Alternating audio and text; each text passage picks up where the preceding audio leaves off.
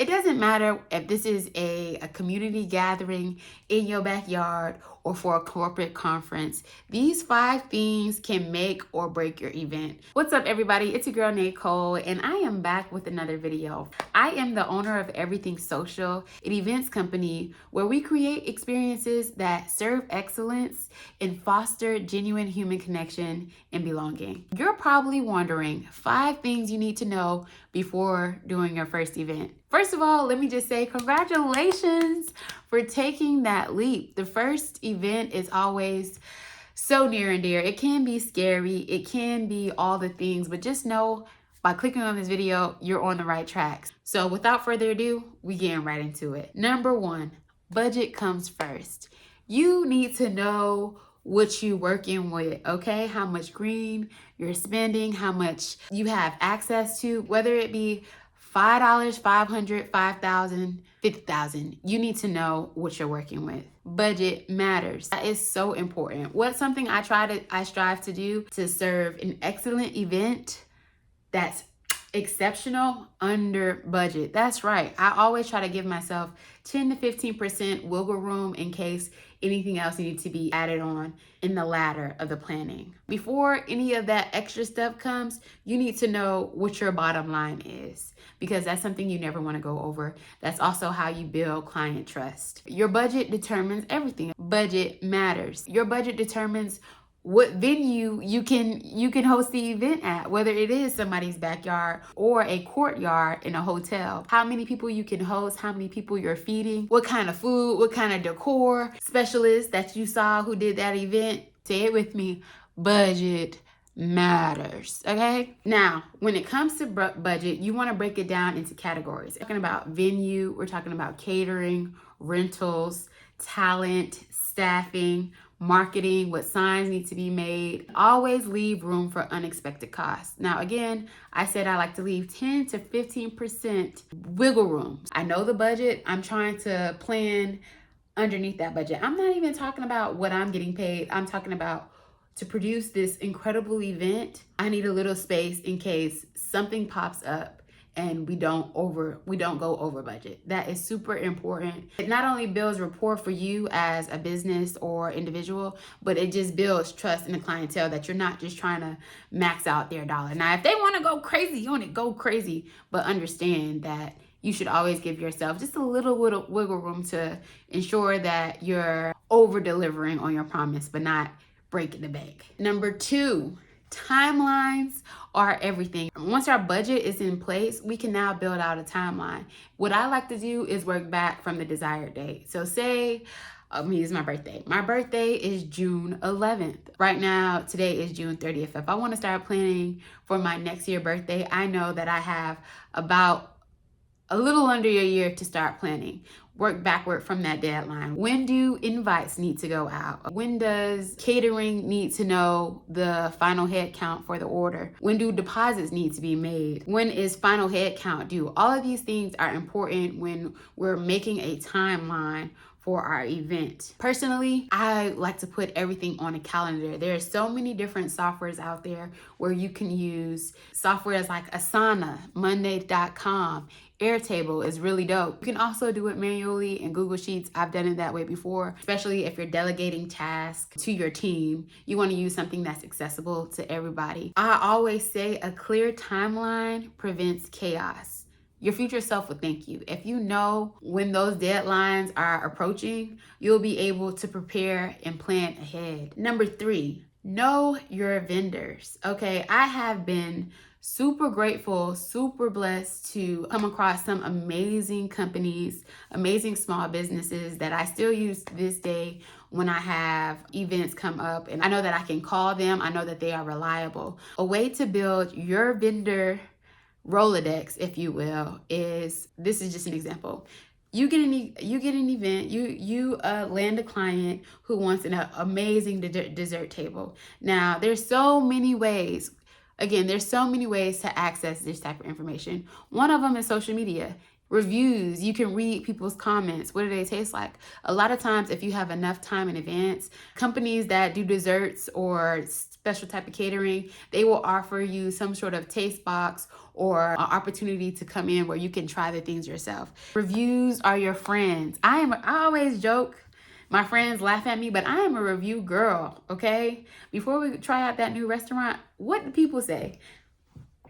I want to know what the people said about that mac and cheese before I go and spend my money on it. This is not just about food. This is about the DJ. This is about the AV team, the photo booth company, okay? The staffing company, the bartender, the bar service. All of these things matter. Reviews are out there. Use them.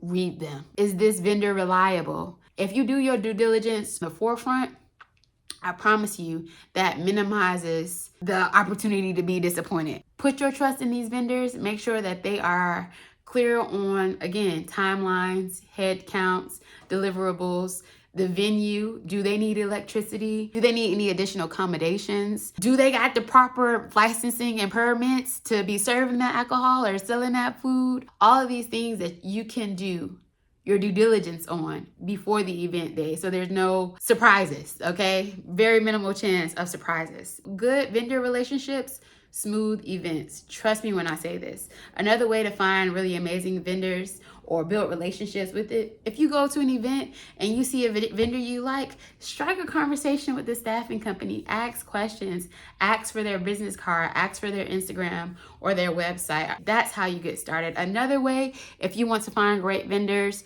you can go to everythingsocial.org. I have a database with vendors. So if you're looking for a balloon specialist, a clown artist, you name it, go to everythingsocial.org. And I'll connect you to the vendor that you're looking for in your area. It's a great resource. Number 4, details, details, details. Details define the experience, okay? Details are what makes things magic. Details are what make the guests that attend your event go like, oh my God, do you remember that beautifully etched? Do you remember that? Oh my gosh. And down to the little gift goodie bag that I had with the personalized sticker, they are important. It's not just what people see, it's what they feel.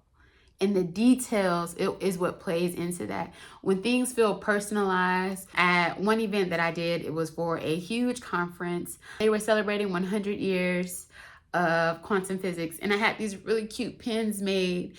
They were on like these personalized cards, and each guest got one as they exited the event when the event was over. That little trinket, that little extra step you can do in the details, whether it's from floral arrangements or the name placement cards, details are important. They make each guest feel like they were thought of. There are ways where you can play into the details, whether it's 10 guests or 10,000 details. Even if your budget is small, you can be intentional. Remember that. When we talk about those references, when people are talking about you, what are they talking about?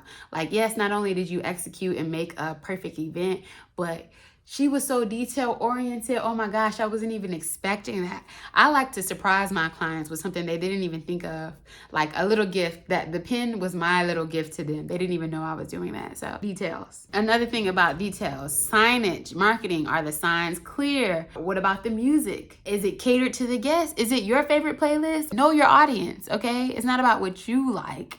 It's a little bit what you like. It's influenced by that. But it's important that you're honoring and lifting up the clients, the guests. Number 5, have a backup plan.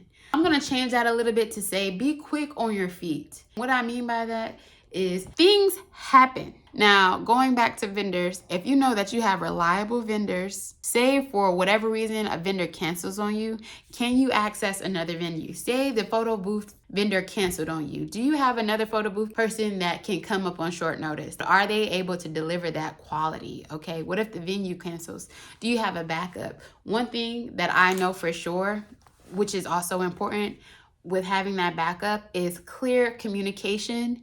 Again, by staying calm. If there's a fire, you don't have to fire the fire. Put on your fire hat and put that sucker out, okay? There are just some things that you cannot necessarily plan for, but how you react is important. Take a moment. Know that there is always a solution. You navigating, clearly communicating to all stakeholders what the situation is. Sometimes you might not even have to escalate it to the stakeholders.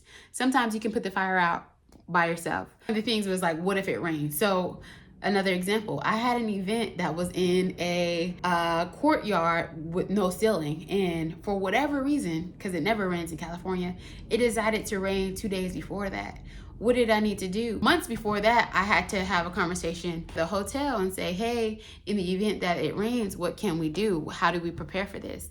And she basically said that they could put up tents up, but there's also a conference room where we could move the reception to the inside, but certain things would need to be changed, right? The stage size, the screen size, there are just so many different factors.